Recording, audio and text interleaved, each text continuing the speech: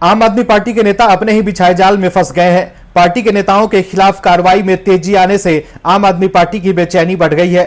Party के मुखिया अरविंद केजरीवाल अपने नेताओं को कट्टर ईमानदार कह रहे थे, लेकिन कोर्ट ने केजरीवाल की कट्टर ईमानदारी की हवा निकाल दी है। अब कोर्ट से ऐसी खबर आई है जिसके बाद केजरीवाल के लिए अपने नेताओं को कट्टर ईमानदार कहना मुश्किल हो गया है। जिस तरह से कोर्ट का फैसला आ रहा है उससे लग रहा है कि ईडी कहीं केजरीवाल को भी न पूछताछ के लिए बुला ले। वहीं केजरीवाल और आम आदमी पार्टी को भी शायद अंदाजा हो गया है कि ईडी और सीबीआई बड़ी कार्रवाई कर सकती है।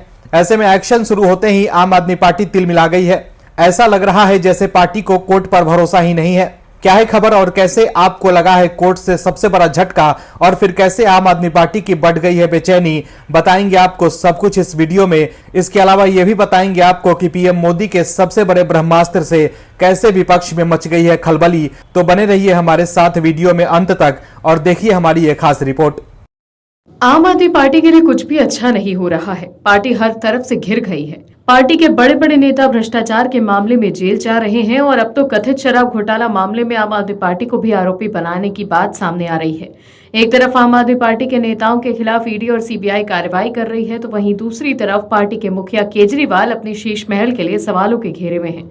2 कमरों की फ्लैट में रहने की बात करने वाले केजरीवाल अब आलीशान शीश महल में रह रहे हैं। लेकिन अब बीजेपी को केजरीवाल और आम आदमी पार्टी को एक्सपोज करने के लिए बड़ा सियासी हथियार मिल गया है। केजरीवाल और आम आदमी पार्टी को एक्सपोज करने के लिए बीजेपी ने वीडियो बम फोड़ा है। नया वीडियो सामने लाकर आम आदमी पार्टी पर बड़ा आरोप लगाया है। बीजेपी ने इस नए वीडियो से आम आदमी पार्टी पर जबरदस्त हमला बोला है। दरअसल दिल्ली बीजेपी ने अपने सोशल मीडिया पर चलाए जा रहे अपने घमंडिया फाइल्स अभियान के तहत 10वां एपिसोड जारी कर दिया। इस एपिसोड के तहत बीजेपी ने दिल्ली सरकार और आम आदमी पार्टी के नेताओं पर भ्रष्टाचार के सभी रिकॉर्ड तोड़ने का आरोप लगाया है। करीब 6 मिनट के इस वीडियो के जरिए बीजेपी ने यह दिखाने की कोशिश की है कि आम आदमी पार्टी खुद को कट्टर ईमानदार बताकर सत्ता में आई थी और अब वही सबसे ज्यादा कट्टर बेईमान पार्टी है। बीजेपी ने अपने सोशल मीडिया प्लेटफॉर्म्स पर 5 मिनट 48 सेकंड का एक वीडियो जारी कर कहा कि खुद को आम आदमी कट्टर ईमानदार और जनता का सेवक कहकर सत्ता में आई। अब उसी आम आदमी पार्टी और उसके नेताओं ने भ्रष्टाचार के सभी रिकॉर्ड्स तोड़ दिए हैं। बीजेपी ने सीएम अरविंद केजरीवाल द्वारा बनवाए गए अपने बंगले पर खर्च किए गए भारी भरकम राशि का जिक्र किया। दिल्ली के मुख्यमंत्री द्वारा अपने पहले दिए गए बयानों के उलट सुख सुविधा, सरकारी सुविधा और सुरक्षा लेने, शराब घोटालों सहित दिल्ली सरकार में हुए अन्य कई घोटालों का जिक्र किया और अरविंद केजरीवाल के रवैये पर टिप्पणी करते हुए कहा कि दिल्ली की जनता अपने आप को ठगा महसूस कर रही है और उन्हें भी उसी तरह से अर्श से फर्श तक पहुंचाएगी जैसे घमंडिया गठबंधन के बाकी दलों को पहुंचाया है। आपको बता दें कि बीजेपी विपक्षी दलों के इंडी गठबंधन में शामिल राजनीतिक दलों पर प्रहार करने के लिए सोशल मीडिया प्लेटफॉर्म पर घमंडिया फाइल्स की एक सीरीज चला रही है और इसी के तहत इस नई सीरीज के जरिए बीजेपी ने आम आदमी पार्टी पर हमला बोला है। लोकसभा चुनाव से पहले जिस तरह से बीजेपी ने इस गठबंधन को घेरा है वो कहीं न कहीं इस विपक्षी एकता को मुसीबत में डाल सकता है। वहीं लोकसभा चुनाव से पहले आम आदमी पार्टी के नेताओं के जेल जाने से पार्टी की मुसीबत बढ़ सकती है।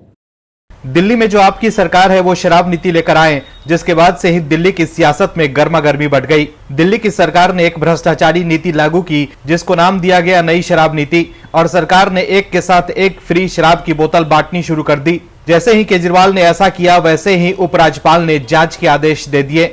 इसके बाद पता चला कि इस नीति में सिर्फ जेब भरने का काम किया गया है और जांच शुरू होने के बाद केजरीवाल ने नई शराब नीति को वापस ले लिया। लेकिन तब तक आपके नेताओं के खिलाफ ईडी और सीबीआई को कई सबूत मिल चुके थे। पहले सिसोदिया फिर संजय सिंह, सब ने जेब भरने का काम किया और दिल्ली की जनता को धोखा दिया। ये आरोप ईडी ने लगाए हैं। वहीं संजय सिंह संसद में बतौलेबाजी करते रहे कि बीजेपी और पीएम भ्रष्टाचार करते हैं, लेकिन जब जांच शुरू हुई तो पता चला कि आप ही भ्रष्टाचार में लिप्त हैं। जिसके बाद संजय सिंह जेल पहुंच गए और फिर कोर्ट से भी संजय सिंह को लगातार झटका लग रहा है। संजय सिंह की बात पर कोर्ट को भरोसा नहीं हो रहा है कि आप ईमानदार नेता हैं। दरअसल दिल्ली शराब नीति केस के मनी लॉन्ड्रिंग मामले में गिरफ्तार आप नेता संजय सिंह को बड़ा झटका लगा है। वहीं जेल में बंद संजय सिंह की बेचैनी साफ दिख रही है। एक बार फिर संजय सिंह की राउज एवेन्यू कोर्ट में पेशी हुई और कोर्ट ने संजय सिंह की न्यायिक हिरासत 10 नवंबर तक बढ़ा दी। पेशी के बाद कोर्ट के बाहर निकलते समय संजय सिंह ने कहा कि अगर मोदी जी की जांच हो जाए तो उन्हें जिंदगी भर जेल में रहना पड़ेगा। मोदी जी एक भ्रष्ट नेता हैं, वो अडानी के साथ मिलकर भ्रष्टाचार करते हैं। हालांकि ऐसा लग रहा है जैसे आपको लग रहा है कि संजय सिंह जल्दी छूटने वाले नहीं हैं। आपको कोर्ट पर भरोसा ही नहीं है। तभी तो संजय सिंह की कोर्ट में पेशी से पहले आम आदमी पार्टी के कार्यकर्ताओं ने संजय सिंह की रिहाई की मांग को लेकर पार्टी कार्यालय के बाहर विरोध प्रदर्शन किया। आपके कार्यकर्ताओं ने यह भी कहा कि अब ईडी और सीबीआई राजस्थान पहुंच गई है। यह सिलसिला 2024 के लोकसभा चुनाव तक जारी रहेगा। वहीं आपके प्रदर्शनकारी बीजेपी ऑफिस तक मार्च निकालने वाले थे, लेकिन पुलिस ने उन्हें रोक दिया और हिरासत में ले लिया। वहीं सुनवाई खत्म होते ही संजय सिंह ने मीडिया से कहा कि मोदी जी इंडिया के नहीं, अडानी के प्रधानमंत्री हैं। अडानी के घोटालों की जांच कब होगी? वहीं दिल्ली हाईकोर्ट ने भी संजय सिंह की जमानत याचिका खारिज कर दी थी। कोर्ट ने कहा था कि उन्हें राहत देने के लिए कोई आधार नहीं बनता है। वहीं जांच एजेंसी ने कोर्ट में बताया कि संजय सिंह के खिलाफ घूस मांगने के सबूत हैं। इससे पहले संजय सिंह जब ईडी के हिरासत में थे, तब ईडी ने कहा था कि वो हिरासत में सवालों के जवाब नहीं दे रहे हैं, जांच में सहयोग नहीं कर रहे हैं। जब उनसे फोन के डेटा के बारे में पूछा गया तो उन्होंने संतोषजनक जवाब नहीं दिया। कुल मिलाकर देखें तो संजय सिंह और आपकी दाल कोर्ट में नहीं गल रही है। केजरीवाल संजय सिंह को ईमानदार तो बता रहे हैं, लेकिन कोर्ट में उनकी ईमानदारी के सबूत नहीं दे पा रहे हैं। ऐसे में संजय सिंह का जेल से बाहर आना मुश्किल होता जा रहा है। आम आदमी पार्टी और अरविंद केजरीवाल चौतरफा घिर गए हैं। बीजेपी और कांग्रेस ने इस बार मिलकर केजरीवाल एंड कंपनी को एक्सपोज कर दिया। इंडी गठबंधन में होने के बाद भी कांग्रेस ने केजरीवाल की मुश्किलें बढ़ा दी। दिल्ली में कांग्रेस की राजनीतिक जमीन पर आम आदमी पार्टी ने अपनी राजनीतिक फसल उगाई और सत्ता तक का सफर भी तय किया। केजरीवाल जब सत्ता के लिए संघर्ष कर रहे थे, तब वो कहते थे कि कांग्रेस भ्रष्टाचारियों की सरकार है, लेकिन सत्ता की लालसा ऐसी कि वहीं केजरीवाल आज इंडी अलायंस का हिस्सा है, जिसकी सबसे प्रमुख पार्टी कांग्रेस है। लेकिन कांग्रेस और आम आदमी पार्टी एक दूसरे के कपड़े उतार रही है। राज्य में सत्ता वापसी के लिए संगठन का विस्तार चाहिए। जो केजरीवाल साहब कहते थे कि हम सत्ता में आए तो सभी परेशानियों को दूर कर देंगे, लेकिन केजरीवाल जब सत्ता में आए तो वो अपने ही राजनीतिक विस्तार में लग गए। लेकिन केजरीवाल साहब को काम कम दोषारोपण करने में भी लग गए। लेकिन दिल्ली की जहरीली होती हवा को खत्म करने की बजाय केजरीवाल सरकार के मंत्री और नेता अधिकारियों पर ठीकरा फोड़ना शुरू कर चुके हैं। इस सब के बीच केजरीवाल सरकार और कांग्रेस एक दूसरे से प्रदूषण के मामले में फिर आ सकती है आमने सामने। कांग्रेस ने कहा है कि अरविंद केजरीवाल सरकार को केवल आरोप प्रत्यारोप का खेल खेलने की बजाय जमीनी काम करने चाहिए। कांग्रेस का ये बयान दिल्ली सरकार के उस स्टैंड के बाद आया है जिसमें दिल्ली में प्रदूषण को रोकने के लिए पड़ोसी राज्यों में भी प्रदूषण विरोधी उपाय करने की अपील की गई थी। दिल्ली कांग्रेस कमेटी के अध्यक्ष अरविंदर सिंह लवली ने कहा है कि केजरीवाल केवल आरोपों की राजनीति करते हैं। वो अपनी हर नाकामी के लिए किसी दूसरे के लिए जिम्मेदार ठहराते हैं। अब उन्होंने अपनी नाकामी के लिए पड़ोसी राज्यों को जिम्मेदार ठहराना शुरू कर दिया है। शीला दीक्षित सरकार में परिवहन मंत्री रह चुके अरविंदर सिंह लवली ने कहा कि सबसे ज्यादा प्रदूषण दोपहिया वाहनों के कारण होता है, लेकिन दिल्ली में सार्वजनिक परिवहन के साधनों की बढ़ोतरी के लिए कोई काम नहीं किया गया है। उन्होंने कहा केवल ठंड के महीने में बीजेपी आम आदमी पार्टी के बीच प्रदूषण को न रोक पाने के लिए एक दूसरे पर आरोप प्रत्यारोप का खेल शुरू होता है, लेकिन ठंड बीतने के साथ ही दोनों दल इस मुद्दे को भूल जाते हैं। पंजाब कांग्रेस के नेताओं ने भी दिल्ली के सुर में अपना सुर मिलाते हुए आम आदमी पार्टी को जिम्मेदार ठहराना शुरू कर दिया है। इस मुद्दे पर आम आदमी पार्टी और कांग्रेस के बीच तनाव बढ़ सकता है। वहीं दिल्ली के बढ़ते प्रदूषण के लिए बीजेपी के नेता भी केजरीवाल पर निशाना साध रहे हैं। बीजेपी ने कहा कि जब सीएम केजरीवाल को प्रदूषण की वजह की जानकारी नहीं है तो वो अपने पद से इस्तीफा क्यों नहीं दे देते। तो देखा आपने कैसे इंडी गठबंधन में होने के बाद भी कांग्रेस के नेता केजरीवाल सरकार को एक्सपोज कर रहे हैं। दिल्ली में बढ़ते प्रदूषण को लेकर बीजेपी और कांग्रेस दोनों दल केजरीवाल पर निशाना साध रहे हैं। वहीं आम आदमी पार्टी के नेता दूसरों पर ठीकरा फोड़ने की कोशिश कर रहे हैं, लेकिन केजरीवाल सरकार को काम करने की जरूरत है, नहीं तो आम आदमी पार्टी के हाथ से सत्ता ही न निकल जाए। देश की संसद को कथित रूप से कलंकित करने वाली महुआ मोइत्रा की मुसीबत अब बढ़ने वाली है। देश की संसद को अपने फायदे के लिए प्रयोग करने का आरोप झेल रही महुआ मोइत्रा के खिलाफ कार्रवाई तेज हो गई है। जांच शुरू होने के वक्त महुआ मोइत्रा बड़ी बड़ी बातें कर रही थी, लेकिन जांच आगे बढ़ने के साथ हो रहे खुलासे से महुआ मोइत्रा की नींद उड़ गई है और अब महुआ मोइत्रा ने यू टर्न ले लिया है। महुआ मोइत्रा पर आरोप लगा है कि उन्होंने अपने महंगे शौक के लिए देश की संसद को लज्जित कर दिया है। जिस संसद में लोकहित के प्रश्न पूछे जाने चाहिए, उसी संसद में महुआ ने निजी हित को पूरा करने वाले प्रश्न पूछे, जिसके बाद बीजेपी ने तो महुआ को घेरने का पूरा इंतजाम कर लिया है और अब महुआ की मुसीबत फिर से बढ़ने वाली है। दरअसल लोकसभा की आचार समिति ने टीएमसी सांसद महुआ मोइत्रा को 31 अक्टूबर 2023 को पेश होने के लिए कहा था, लेकिन महुआ मोइत्रा 31 अक्टूबर को एथिक्स कमेटी के सामने पेश नहीं होंगी। उन्होंने अपने लोकसभा क्षेत्र में पहले से तय कार्यक्रमों का हवाला देकर कहा कि वो 4 नवंबर तक व्यस्त हैं। इस कारण वो एथिक्स कमेटी की तरफ से निर्धारित तिथि को दिल्ली नहीं पहुंच सकती हैं। लेकिन जब महुआ मोइत्रा पर पैसे लेकर संसद में सवाल पूछने के आरोप लगे थे तो उन्होंने कहा था कि वो हर जांच का सामना करने के लिए तैयार हैं और वो खुलकर अपना पक्ष रखेंगे क्योंकि उन पर लगे आरोप झूठे हैं।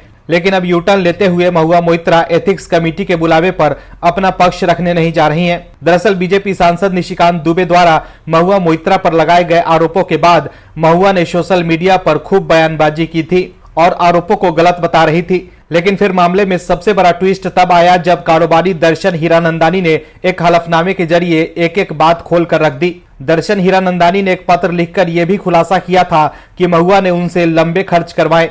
दर्शन हीरानंदानी दुबई में बैठकर संसद में पूछे जाने वाले सवाल लिखते थे और उसे महुआ संसद में पूछती थी। वहीं हीरानंदानी के पत्र को लेकर महुआ मोइत्रा ने कहा था कि पीएमओ के दबाव में आकर दर्शन हीरानंदानी ने यह हलफनामा दिया है। लेकिन महुआ मोइत्रा को झटका देते हुए हीरानंदानी ने साफ कहा कि उन्होंने ये हलफनामा बिना किसी दबाव में दिया है। महुआ मोइत्रा को शायद उम्मीद नहीं थी कि हीरानंदानी उनकी पोल खोल देंगे।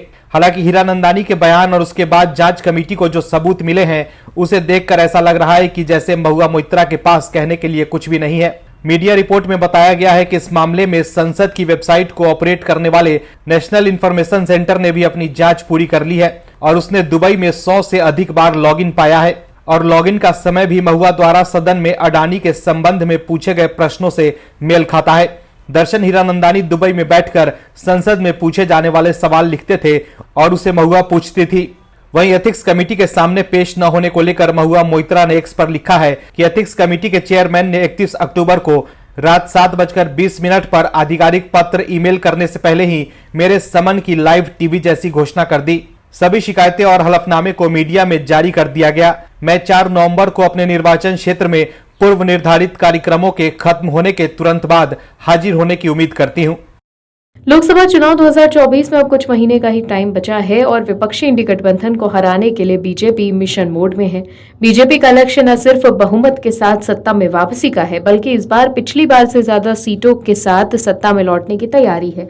पीएम मोदी ने आगामी लोकसभा चुनाव 2024 का एजेंडा तय कर दिया है। विपक्ष जिसके पास न कोई नेता है न मुद्दा है, तो वहीं दूसरी तरफ बीजेपी के पास पीएम मोदी जैसा मजबूत राजनीतिक छवि का नेता भी है, तो वहीं दूसरी तरफ कई मुद्दे भी हैं। विकास से लेकर भावनात्मक मुद्दों का भंडार है बीजेपी और पीएम मोदी के पास, जिसमें से एक मुद्दा है भव्य राम मंदिर का, जिसका ऐलान हो चुका है कि कब भगवान राम की प्राण प्रतिष्ठा मंदिर में होगी और पीएम मोदी ने कार्यक्रम का न्योता भी स्वीकार कर लिया है, जो उसके बाद से विपक्ष में मच गई है खलबली। विपक्षी गठबंधन बनने के बाद भी विपक्षी दल एकजुट नहीं दिख रहे हैं। वहीं दूसरी तरफ बीजेपी की भ्रष्टाचार मुक्त सरकार और पीएम नरेंद्र मोदी की साफ छवि है, जिससे मुकाबला करना विपक्ष के लिए असंभव जैसा है।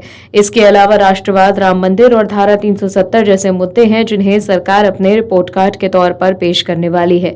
वहीं ऐसा लगता है कि राम मंदिर प्राण प्रतिष्ठा के कार्यक्रम में कांग्रेस एक बार फिर सेल्फ गोल मारने के मूड में है। कांग्रेस नेता सलमान खुर्शीद के हालिया बयान से तो ऐसा लगता है। दरअसल अयोध्या में बन रहे राम मंदिर की प्राण प्रतिष्ठा 22 जनवरी को होगी। इस अवसर पर प्रधानमंत्री नरेंद्र मोदी भी उपस्थित रहेंगे। राम मंदिर तीर्थ क्षेत्र ट्रस्ट ने प्रधानमंत्री को अयोध्या आने का निमंत्रण दिया है। इसके बाद विपक्ष की भी प्रतिक्रिया सामने आई। कांग्रेस नेता सलमान खुर्शीद ने कहा कि निमंत्रण सिर्फ एक ही पार्टी को जा रहा है, भगवान सिर्फ एक ही पार्टी तक सीमित रह गए हैं। क्या आप इसे एक पार्टी का कार्यक्रम बना रहे हैं? क्या ये एक ही व्यक्ति विशेष का कार्यक्रम है? अब सलमान खुर्शीद के इस बयान की चर्चा तो है ही, साथ ही राजनीतिक विश्लेषक ऐसे बयानों को सेल्फ गोल से जोड़ रहे हैं। इस पर बहस जरूर हो सकती है कि कार्यक्रम में किसको न्योता दिया जाना चाहिए, लेकिन भगवान को सिर्फ एक पार्टी तक सीमित बता देना समझदारी नहीं होगी। विपक्ष को डर है कि राम मंदिर के मुद्दे पर बीजेपी कहीं इस बार के लोकसभा के चुनाव में अकेले 400 न पार कर ले जाए। वहीं बीजेपी भी चुनाव प्रचार के दौरान खास तौर पर कुछ मुद्दों को उठाने वाली है। इसमें धारा 370, राम मंदिर जैसे मुद्दे शामिल हैं। इस चुनाव में बीजेपी राष्ट्रवाद और भारतीयता के ताने बाने में अपना प्रचार आक्रामक तरीके से करने वाली है, इसमें कोई शक नहीं है। ऐसे में विपक्ष का बेचैन होना लाजमी है, क्योंकि विपक्ष को पता कि राम मंदिर के प्यार में सभी दूसरे मुद्दे बह जाएंगे। और भी वीडियोस देखने के लिए चैनल को सब्सक्राइब करें और बेल आइकन को दबाएं।